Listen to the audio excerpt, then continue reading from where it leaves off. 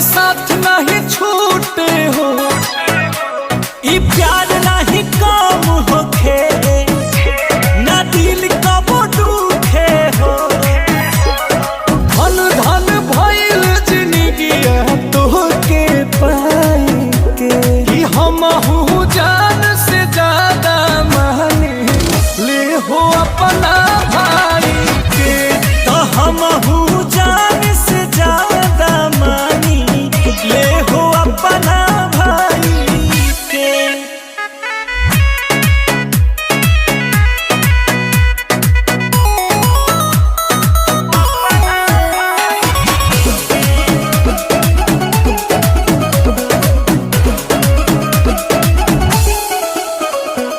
भगिया हो तोहर खिल जा